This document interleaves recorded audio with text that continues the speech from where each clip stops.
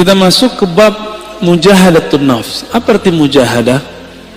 Mujahadah dari kata jahada, yujahidu, mujahadatan, fa'ala, yufa'ilu, mufa'ala.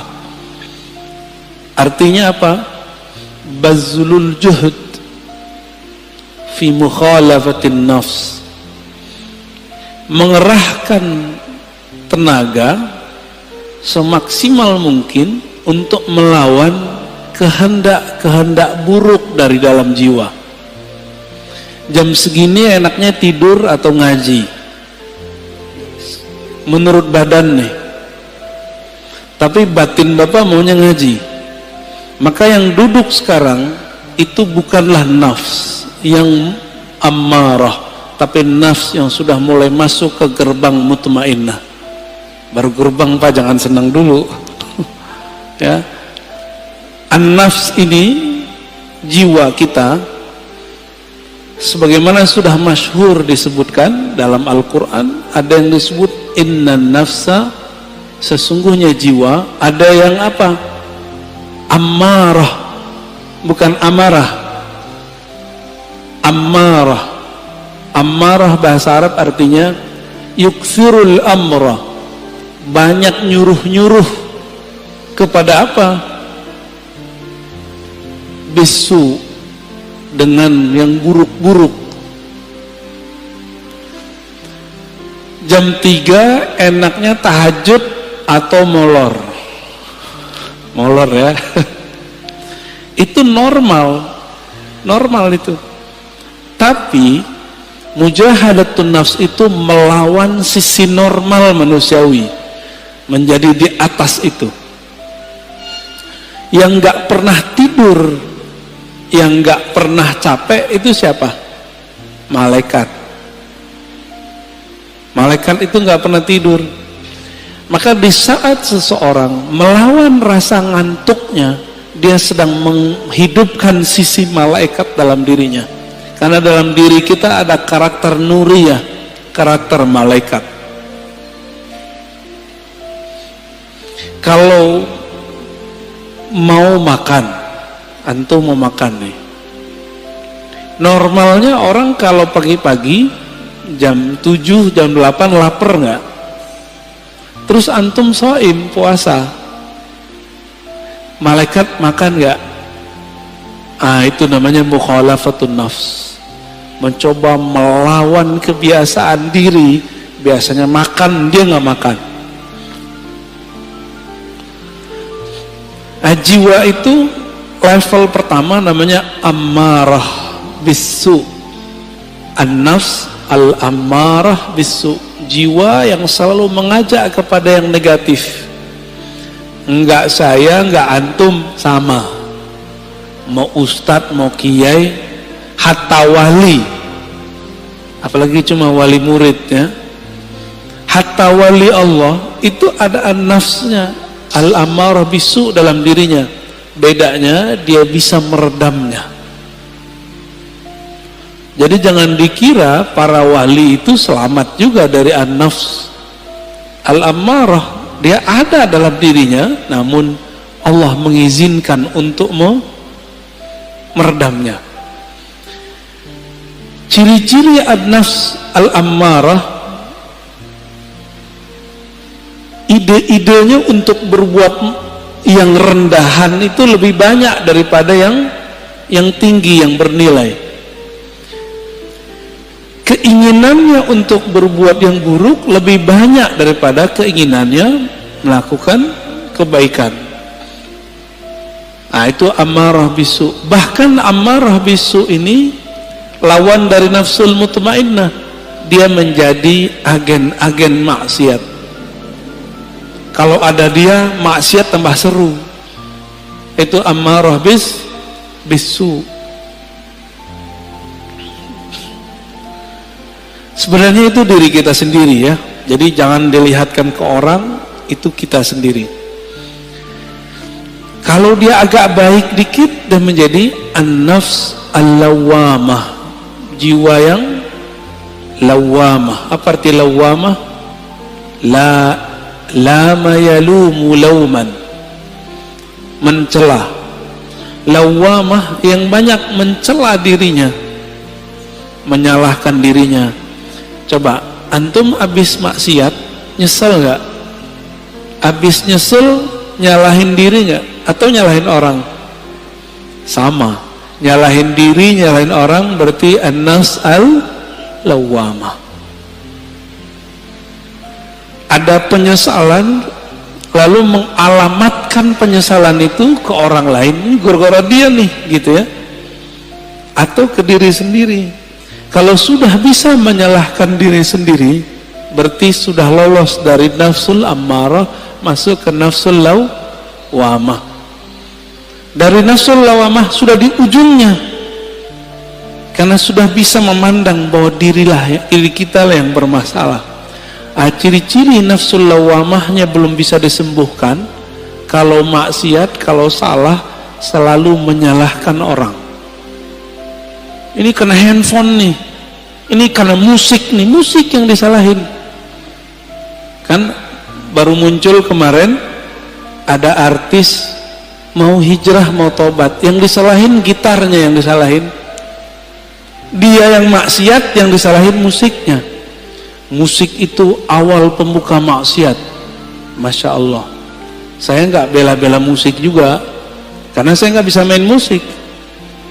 Tapi kalau dia menyalahkan musik, berarti dia belum menyalahkan dirinya sendiri. Yang disalahkan diri kita sendiri. Anda mau tanya sama antum, lebih berbahaya musik atau smartphone? Penyebab maksiat. Lebih banyak maksiat yang ada di smartphone yang antum pegang itu atau musik? Cuma karena musik banyak lawan jenis yang suka sama dia, lalu dia tergoda, yang dia salahkan musiknya. Ada kok orang main musik gak tergoda, malah gak laku-laku juga ada. Jadi gagal karena belajar tazkiyatun nafsnya tidak benar. Belajar tazkiyatun nafsnya ala hawa nafsu yang baru. Jadi belajar tasawufnya tidak dengan cara ulama ahli tasawuf, tapi dengan cara ulama yang mengharamkan tasawuf. Akhirnya begitu jadinya. Ya, terjadilah yang antum tonton beberapa bulan ini. Rame nggak? Rame, ya. Berarti ada yang masalah dalam dirinya, ada masalah dalam gurunya, karena tidak bisa mengarahkan. Jika engkau ingin menyalahkan orang, salahkan diri sendiri. Kita kalau maksiat nggak usah salahkan orang, kita yang masalah. Baik. Nafs berikut apa? Udah lawamah, naik ke mulhamah, fa'alhamaha fujuraha wa taqwaha. Setelah Allah menyempurnakan jiwa, maka Allah mengilhamkan kepada jiwa bahwa di dalam dirimu, hai jiwa, ada fujur dan takwa. Ini banyak yang salah terjemah ayat, dikira Allah lah yang membisikkan kepada jiwa keburukan dan kebaikan. Bukan. Coba perhatikan ayatnya. Fa'alhamaha fujuraha. Lalu Allah mengilhamkan, memberitahukan kepada jiwa sifat buruknya ini loh, dan takwaha, sifat baik kamu ini. Bukan terjemahannya Allah lalu membisikkan supaya dia berbuat baik atau berbuat buruk, nah begitu ya. Ini ada fi di dalamnya. Fa'alhamaha fujuraha wa taqwaha. Ada satu riwayat yang masyhur di kitab-kitab, cuma sayang setelah diteliti Imam Suyuti, Imam Ibnu Jauzi, riwayatnya dhaif, tapi maknanya sahih sesuai dengan ayat-ayat ini, bahwa dahulu kala awal Allah menciptakan nafs jiwa. Ini riwayat didhaifkan, emang dhaif, setelah saya teliti dhaif, Tapi riwayat ini saya masukkan ke Israiliyat. Kalau masuk ke Israiliyat kita boleh cerita, ya. Tatkala Allah menciptakan nafs, lamma khalaqallahu nafs, ketika Allah menciptakan jiwa, maka Allah bertanya, man ana wa man anta, aku siapa, kamu siapa? Apa kata jiwa? Anta anta, ana ana. Apa kata jiwa? Ente ente, ane ane. Jadi yang suka ngomong gua, saya, itu sifatnya nafs. Jujur, suka nggak ngomong saya, menurut gua? Seneng nggak? Seneng ya? Kok dia nggak menghargai saya? Gitu. Pernah ngalamin gitu nggak? Ya. Kok dia nggak menghargai aku? Ada perasaan begitu dalam berinteraksi? Berarti nafsnya lagi on, Pak. Lagi on itu. Ditanya lagi, man anta wa man ana, siapa kamu, siapa aku? Sama jawabannya, aku, engkau. Makanya sifat egois itu sifatnya nafs, bawaan nafs. Jadi nafs ini itu dulu pernah Allah Subhanahu wa taala celupkan kepada bi'iruz zulumat, ke dalam kegelapan syahwat. Masing-masing kita punya, Pak. Walaupun soleh-soleh ini kayaknya, berjenggot, berkopiah, bergamis, bersarung, nafsu kita sama-sama jelek. Mau saya, mau antum sama. Ya, jadi nggak usah putus asa ya, biasa aja. Siapa tahu antum lebih mulia dari aneh, gitu. Dalam nafs. Tapi kalau udah merasa mulia, berarti nafsnya udah rusak. Nafsu udah rusak. Baik. Lalu Allah buatlah nafs itu lapar. Dibuat lapar itu nafs. Sekian ribu tahun dia lapar. Lalu Allah bertanya lagi, Ayyatuhan nafs, man ana wa man anta. Saya siapa? Engkau siapa? Kata Allah. Barulah nafs itu merasa butuh. Apa kata nafs? Ya Rabb, anta Rabbi. Engkau adalah Rabbku, Tuhanku. Sedangkan aku adalah hambamu. Inilah asal muasal daripada tazkiyatun nafs, mujahadatun nafs. Jadi nafs ini hanya bisa dikekang dengan satu hal, lapar. Gak bisa lebih, gak bisa kurang, gak bisa lebih dari itu, gak bisa kurang juga dari itu. Dibikin lapar dia. Jadi kalau antum merasa bahwa kok susah ngelola diri ini, puasa. Jangan hanya puasa fisik, mulai puasa yang sifatnya lebih detail. Pernahkah kita puasa gadget? Pernahkah kita puasa ngomong yang buruk-buruk? Jangan puasa ngomong nggak ngomong sama sekali. Puasa tidak ngomongin orang, bisa nggak? Pernahkah kita puasa tidak memikirkan dunia? Syekh Abdullah Faiz Ad-Daghestani An-Naqsyabandi itu kalau beliau terpikir dunia, beliau tobat mandi wajib, mandi tobat. Ada orang begitu, Pak. Kalau kita baru bangun tidur ingat dunia nggak? Nyari handphone, bener. Antum bangun tidur gak nyebut nama Allah, Allah cemburu. Untung masih dikasih nyawa bangun subuh. Alhamdulillahirabbil alamin. Baik. Itu an-nafs al-mulhamah. Allah ngasih tahu kepada jiwa, di dalamnya ada fujur, kekejian, kehinaan, syahwat yang meledak-meledak, dan juga ada takwaha, ada nilai baiknya. Maka sampai nanti, sampai kita mati, ini gak akan selesai. Walaupun sudah naik jadi nafsu mutmainnah.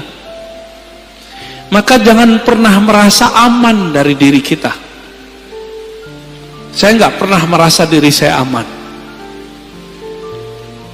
Apalagi udah sok-sok suci, doain orang lupa doain diri sendiri. Aku doakan kalian husnul khotimah, dia lupa sama dirinya sendiri. Baru tobat dari musik, udah sok menggurui orang lain. Dia belum tobat daripada egonya. Baru hijrah beberapa bulan, udah berani menggurui orang lain, lupa menggurui dirinya. Lalu melihat orang lain yang melakukan hal masa lalu dia dengan pandangan hina. Kita agak sedih dengan orang-orang begini, ya. Sedih dengan diri kita sendiri. Kok kita mau juga nonton orang begitu, ya. Baik. Inilah gerbang mulhamah. Jika dia sudah mengenal sisi buruknya dan juga mengenal sisi baiknya, kira-kira kalau orang berakal ngikutin yang mana? Karena dia sudah tahu di dalam dirinya ada sisi buruk, dia tidak menyesali putus asa kalau terjebak pada maksiat. Emang dari sononya udah begitu. Fa'alhamaha fujuraha wa taqwaha. Memang karakternya nafs ini begitu. Dia mengikuti yang rendah-rendah, fujur. Ada yang halal, maunya yang haram. Emang begitu kita. Maka Bapak Saudara makan Allah, kalau kita sudah tahu, coba lihat filosofinya. Kenapa Allah tidak pertama kali mengatakan fa'alhamaha taqwaha wa fujuraha, tapi yang dimulai apa? Fujur dulu baru taqwa. Walaupun secara bahasa Arab wow itu artinya setara, tapi secara makna apa kata Imam Syafi'i? Ibda bima bada'ahu Allah. Imam Syafi'i itu kalau ketemu ayat susunan, maka beliau mengatakan mulailah memperhatikan dari mana Allah memulai. Itulah rahasianya, bahwa orang itu pasti muncul dulu fujurnya, kekejiannya. Jangan-jangan saya lebih keji daripada antum, kan nggak tahu juga. Jangan-jangan yang berbicara ini lebih hina daripada yang mendengarkan. Tapi jangan putus asa.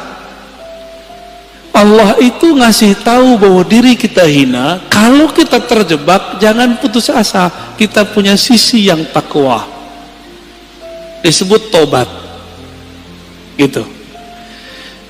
Maka orang-orang yang bertobat dari masa lalunya dengan menyalahkan dirinya sendiri, tidak menyalahkan orang lain, lalu mentazkiyah dirinya, membersihkan dirinya, baru kemudian membicarakan yang lain. Orang ini sudah mulai naik ke makom berikutnya, an-nafs al-mutmainnah, jiwa yang tenang.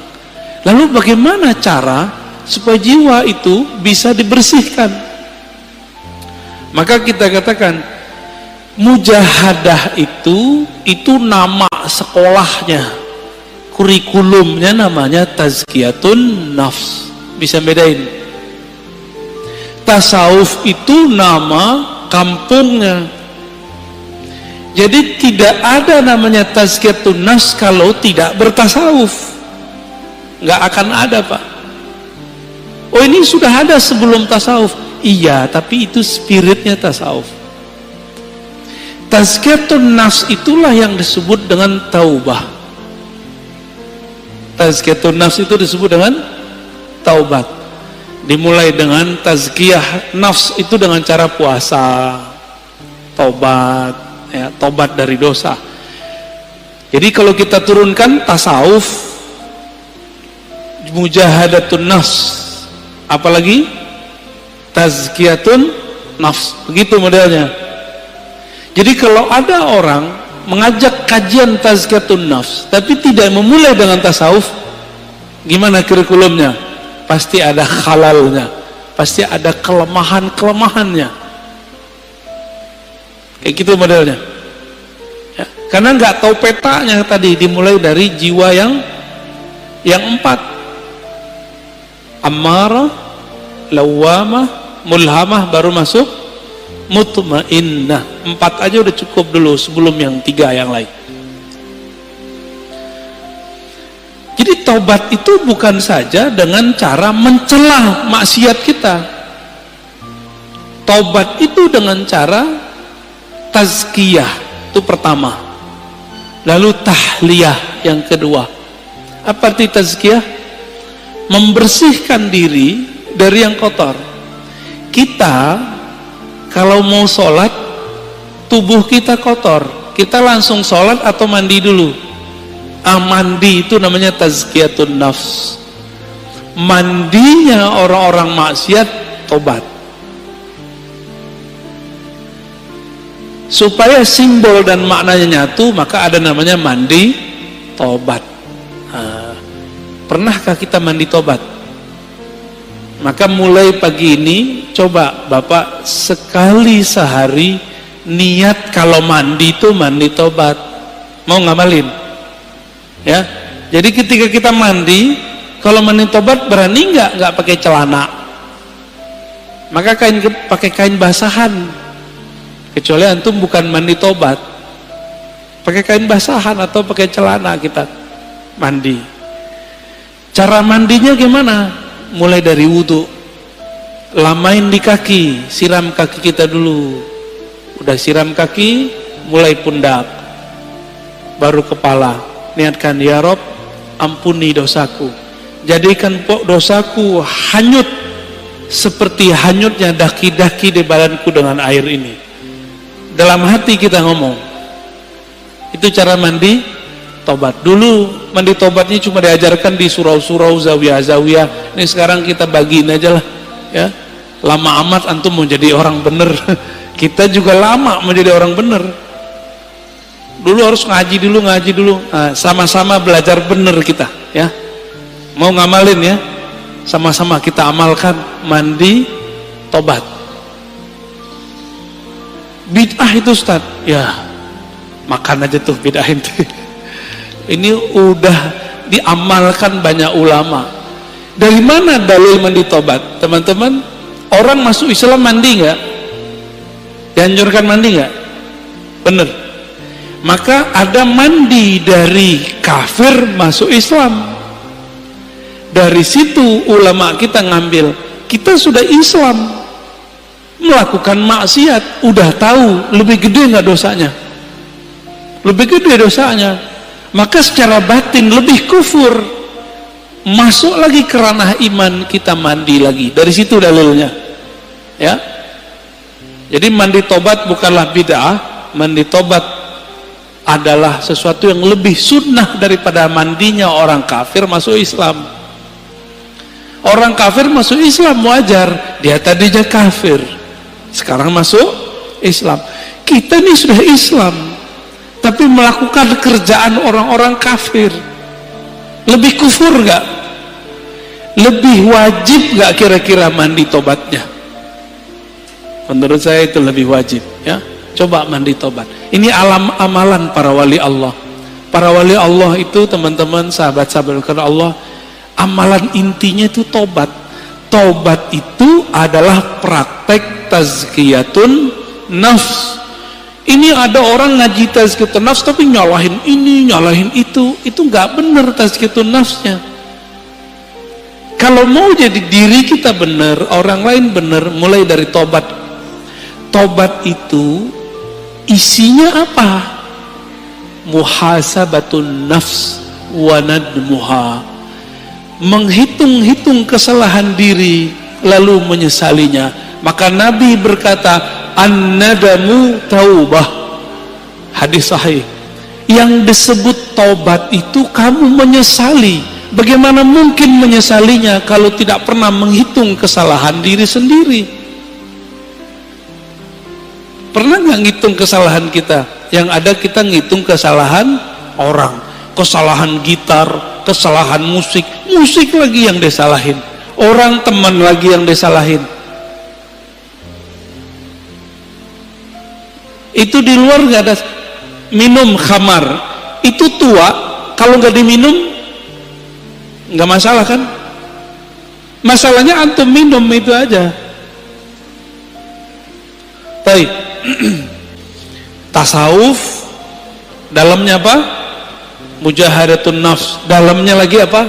Tazkiyatun nafs. Inti tazkiyatun nafs apa? Taubat. Ciri-ciri orang taubat, dia suka mencari kesalahan dirinya sendiri, bukan kesalahan orang lain, apalagi kesalahan kelompok lain.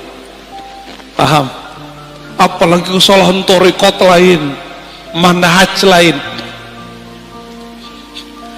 Kalau di dunia kerja, ciri-ciri orang yang sudah tobat, pribadi tobat, dia kalau ada kesalahan dalam pekerjaan tim tidak suka menyalahkan kawannya, tapi dia suka menyalahkan dirinya sendiri.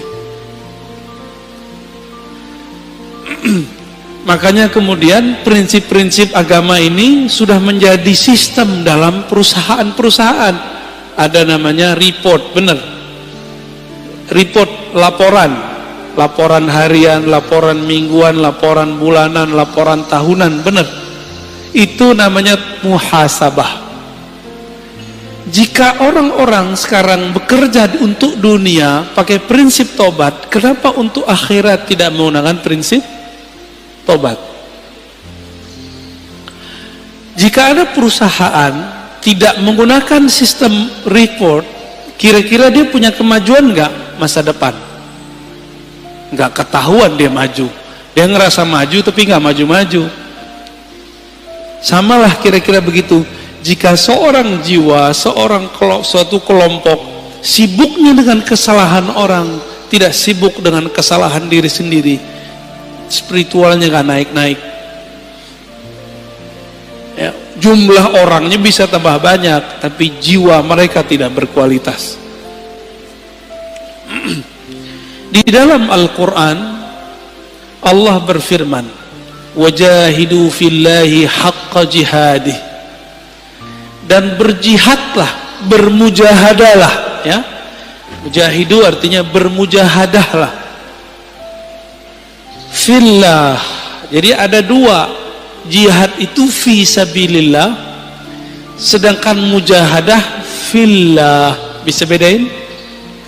Jihad di jalan Allah, kita sedang memperjuangkan agama Allah, itu namanya jihad fi sabilillah.